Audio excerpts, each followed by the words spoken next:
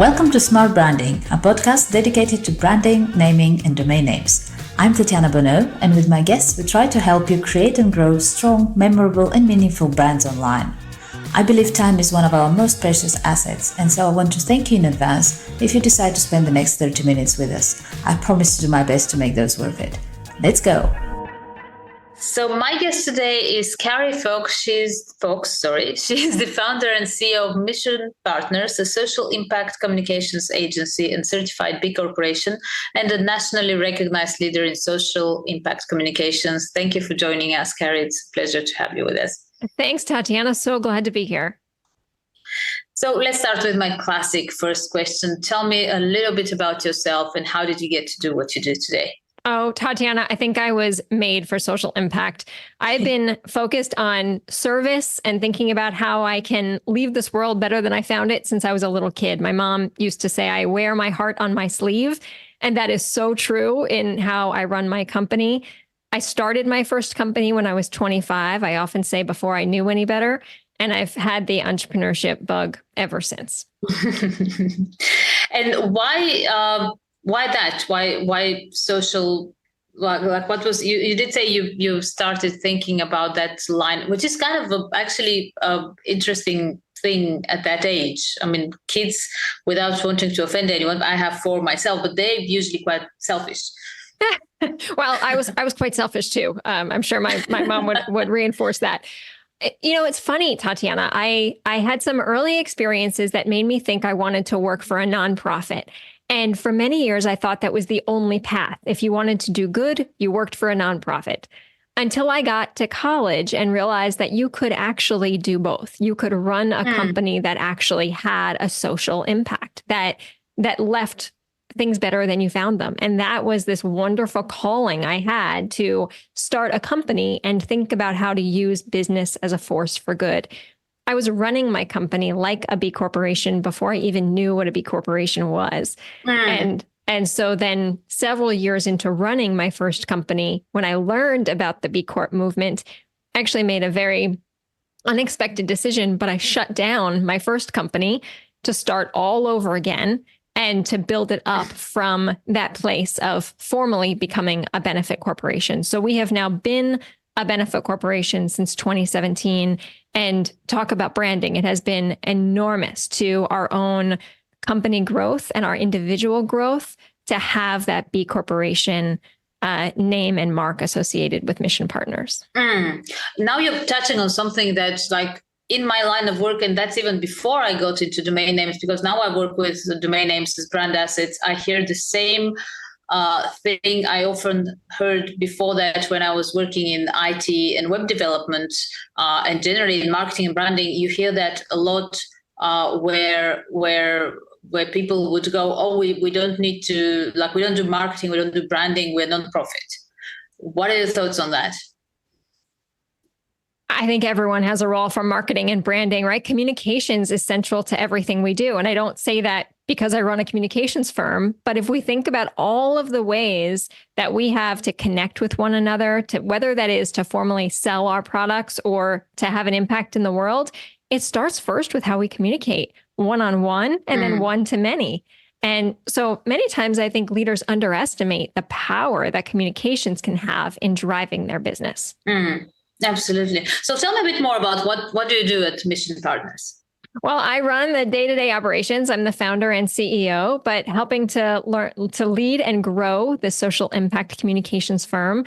We now work with the majority of our clients are nonprofits and foundations. And so I'm still doing that work I thought about doing as a kid, but we're coming in as their thought partners, right? We are literally their mission partners. We are walking and working right alongside nonprofit leaders across the globe who are thinking about how do we move forward really complicated missions. And we use communications as the tool to help them do that. Sometimes that's helping them think about how they communicate their story through many different storytelling tools. Sometimes it's helping them communicate and navigate through very difficult moments in time or crises. And so there's a number of different ways that we help them, but it all comes back to communications, both internal and external communications. Right. That actually just gave me another question. But before I get into it, talk to me a little bit more about the naming, the choice of naming Mission Partners. Why Mission Yes. So, Tatiana, I mentioned I had a first company that was called C Fox Communications. Big surprise there. My first initial and last name. I decided that 13 years in, I didn't want my name on the door. I wanted the company to be about more than me. And so we decided when we were going to go ahead with the name Mission Partners, we were delighted when we went to go find our domain name. One, missionpartners.com was taken, but then I realized we could be mission.partners and how much of a differentiator that could be for us. And it has been.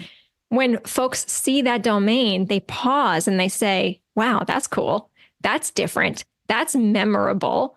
And that's the thing that I have loved about it, that it reinforces we're not a traditional business, traditional.com, and we're not a traditional nonprofit.org. We are truly .partners. And we've been able to use that domain as a core asset as part of our marketing strategy. I have to say, I work with domain names, and until this conversation, I actually didn't even know there is a .partners extension. Yes, it worked in our advantage. Yes. Absolutely. And we had a quick chat before we started the recording. And you mentioned you also have Carrie Fox, you have your own name as a .com domain. And that's something I've been noticing more and more people doing. And I think it's related to that whole movement of people being a lot more conscious and aware of who is behind the brands, who is behind the companies that they deal with. Like, everybody is looking for the person. And a lot more entrepreneurs are becoming, whether they like it or not, personal brands, if you like. So talk to me a bit about that. Like, how did you and why did you get to your name in .com? Thanks for the question. So it was a great piece of advice that I received a few years ago when I was writing my most recent book, that someone said to me, oh, are you going to have your book live on carriefox.com? And I said, no, I don't think so. I think my book will live on my company website.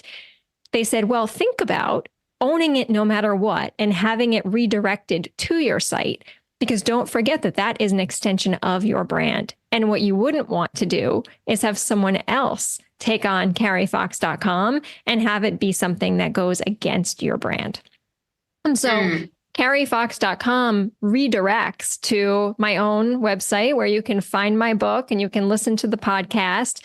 So we don't actively promote carriefox.com, but to have the asset as a tool in order to protect and manage the brand, right, to get ahead of any potential issue down the road, was really, it was insurance for us to be able to own and manage that. Absolutely. And I think that's a good takeaway for anyone listening, and great way to think about generally your personal and brand and your business is that thinking ahead attitude. And we're actually just finishing, I'm not sure it's even published yet, an article on creatively using domain names. So that goes beyond just, getting the domain name for your brand or for your book in your case. That goes like into thinking about what else can you do with it. Like, one of the reasons to register a domain could be that, exactly that, to protect your brand and protect it from anybody else getting it. But there's so many ways in brands using domains creatively, especially big brands. There's really fun things you can do with it.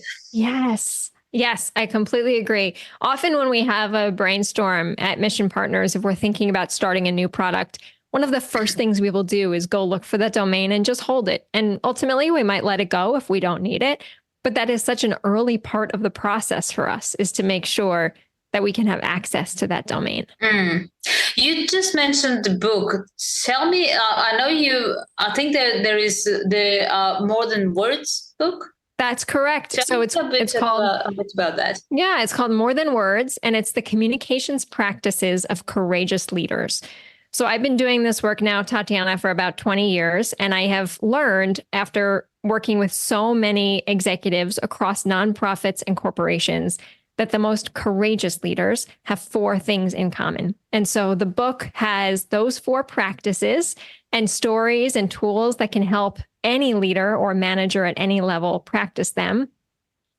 And the reason I love the courageous part is, we live in a world today that requires courageous leaders, requires caring leaders, requires clear leaders, right? Leaders who can communicate in a way that brings employees along or brings audiences along with them. And so the book is a collection of stories and ideas and practices that anyone can take on to become a more courageous leader.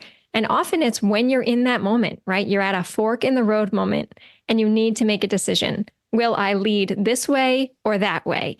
That this book is designed to help you build your own map, right? Decide who you are, what you value, and how you will show up in the world as a courageous leader. So it's not just for people who work in the nonprofit space. No, it's not. We were very intentional when I wrote it and thought about the stories, that there are stories in there from the CEO of Slack, who actually no longer is the CEO, but when he was founder and CEO, biggest company in the world, the unicorn company. And so there's stories about how he led.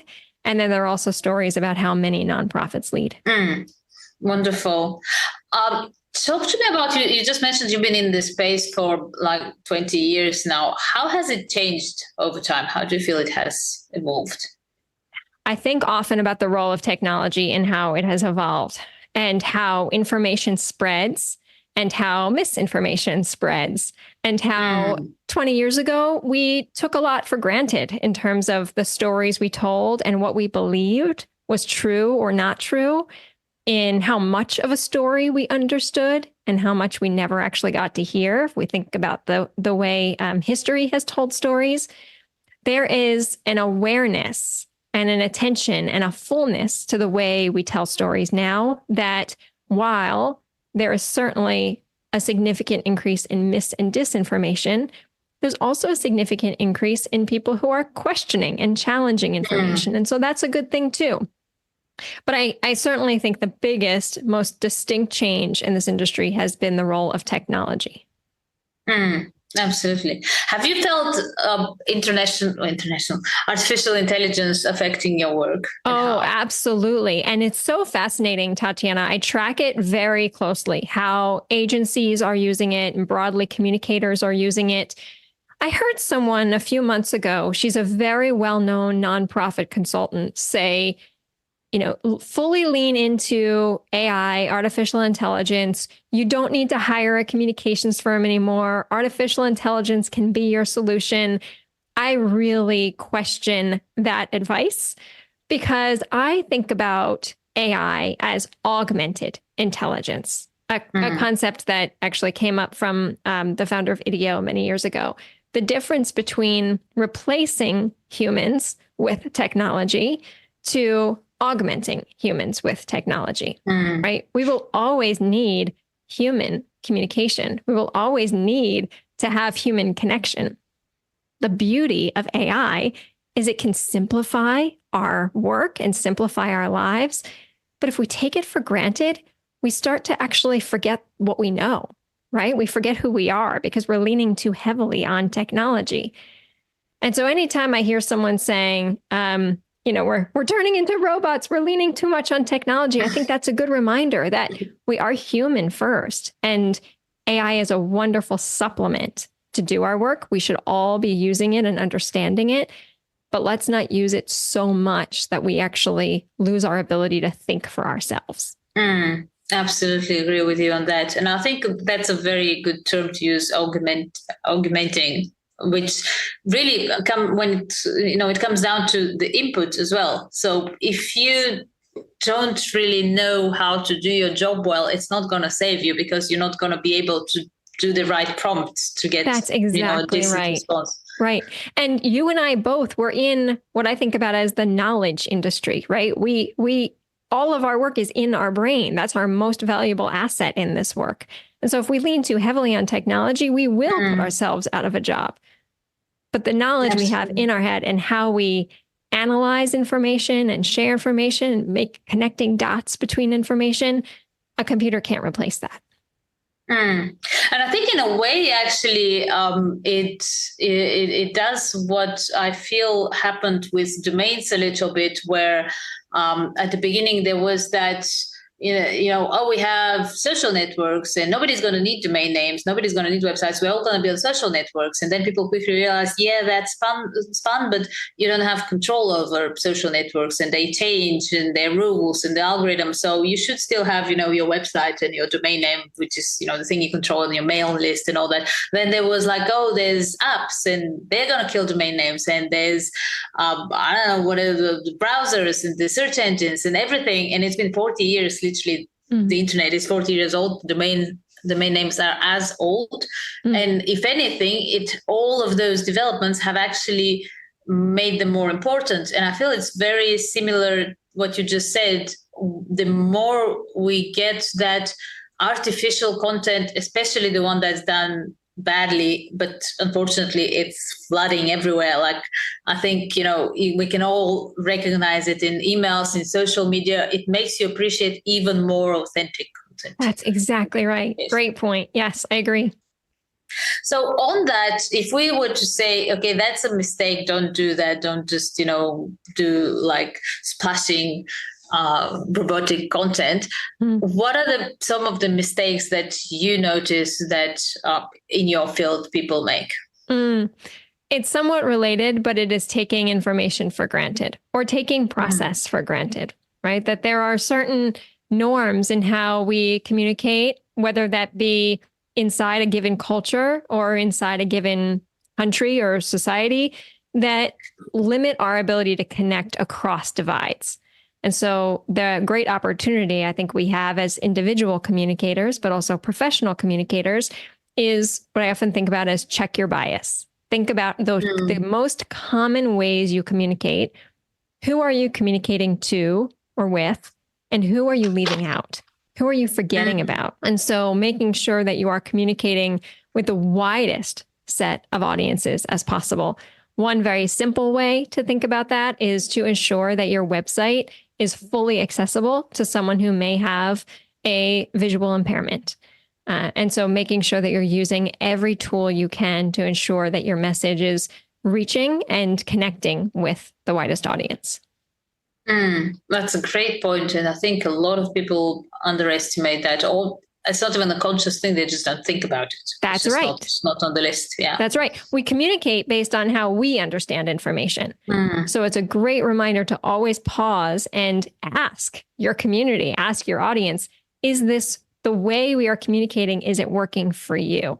And making sure that you're learning and applying that learning to how you communicate. Great point.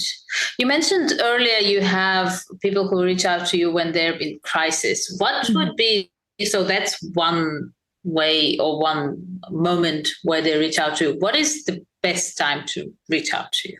The majority of folks reach out to me when they are in a moment of transition. So they may be thinking, there is a new strategic direction we want to take this organization, or we are preparing for a merger or an acquisition or a rebrand. But it's often those fork in the road moments I mentioned to you earlier where we get the most need, because you know this, and I'm sure that your audience knows this, that's when folks struggle the most to communicate, is if you are navigating change. And so that's where we step in. We help leaders, we help organizations navigate through the change using communications as that tool. Is there so that's when there is the change happening, or when there is a crisis, obviously. If you're just launching, if you're just starting out, is that the right time to reach out to you, or do you need to be a bit more established and have a better idea of what the organization is and where it's going in order to engage you? Great question. Absolutely. We support folks who are very early in thinking about a big idea they have, and they're trying to think about how to bring that big idea to market. In those cases, we're often working with organizations on then identifying and articulating what is your mission, what is your vision, what is your values, getting what I like to think about as the foundation of the house built, so that as you grow as an organization, everything else can grow on top of that. I think that's very important. And it goes back to what we were saying earlier, that thinking forward and thinking ahead and strategizing and planning, that's That sounds very simple, but I think a lot of people miss that out. Right, right. And it's very easy to get caught up in what is right in front of us. And so to be able to pause on what is right in front of us and think a few steps out and then plan backwards for how to get there, you will always be more effective. Absolutely. It reminds me of my programming days, which is very funny, but it has really stuck with me and served me well in a lot of other areas because I haven't been like programming for a long, long time.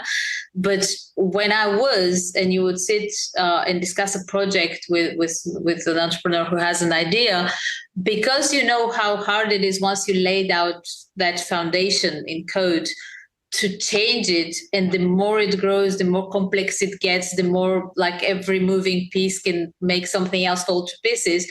Very quickly you learn to like ask questions about like, how do you see that like 10 years or 5 years ahead? And people are like, why do you care? It's like, no, I do care, because it depends on those answers, how I'm going to build that foundation, even if you're not going to use that now. Right. Yeah. Right. Someone said something to me very early on, probably my first year of business. It was an accountant. He said, build your company as if you're a $500,000 company, even if you're only $50,000 in your first year. So set the foundation to grow into, because then you'll literally have the space to grow versus always re-engineering the foundation. And I think it also helps you make decisions along the way. It becomes much easier when you have that vision, even if it like seems like you're never going to get it, and maybe you will never get there. Maybe you'll change, halfway through or whatever. Right. But it does really make decisions easier. Right. I agree. Before last question. I want to, I looked at the website before I got on the call, and I saw another book that you have written with your daughter. Tell me a tiny bit about that. Yes, we wrote a book called Adventures in Kindness. It's 52 adventures that kids can take to build a better world. My daughter and I wrote it together when she was 10. She was witnessing some folks who were mean and didn't understand how people could be so mean in certain situations. And so I asked her what the opposite of mean would look like. And she experienced or described kindness. And so I said, well, why don't we go on some kindness adventures? Let's go spread the opposite of mean. And those kindness adventures became the basis of a book. It was released in early 2020, actually right before the COVID pandemic. It became a tool that people were using all over the world. Grandparents were connecting with their grandchildren.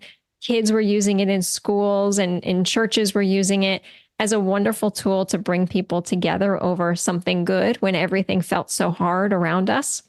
And it's interesting. I was just thinking about it earlier today. The audience for the book is kids, but it's designed to be as much of a tool for parents and adults too. Because what I find is that kindness is like a muscle, right? And when you don't use it, just like when you're not lifting your weights at the gym, that muscle will not grow. And over time, the muscle will just completely deplete. And so practicing kindness, really intentional kindness, going beyond opening the door, saying please and thank you, is just as important for a child to do as they are growing and learning skills of empathy as it is for us adults to do. So Adventures in Kindness, it's a great book. I'm so proud of it. And it's a wonderful thing for both adults and kids. Lovely. I did look at it very briefly before we got on the call, and I'm definitely going to look at it again because I do have 4 kids as well, and it really seems like a really fun and cool thing to do. Thank you. Wonderful. Last question now, real last question, since we're at the beginning of the year. What are you looking forward to in 2024? I am so looking forward to a trip to Italy this summer where I will get to retrace my ancestors' footsteps. Oh, wow. That's amazing. I am actively learning the language so that I can communicate with some cousins that I have never met before in person. And that's the thing I'm most looking forward to. Amazing. That's really cool. That's wonderful. That's funny how I think that comes with age, probably. I don't know. But like I've done similar things in the past few years and looking forward to do some more. But when we're younger, we're like, oh, it doesn't matter. I'm just like, da, da, da, on my own. And then you're like, maybe with kids, maybe it comes with kids when you realize you want to pass something on, and that lineage and that history, and it all matters and it all makes you who you are. That's true. That's true. It's all part of us. Well, I'm glad we have that in common. And this was so fun. Thank you so much for the conversation today. Thank you too. That's been a pleasure. Thank you.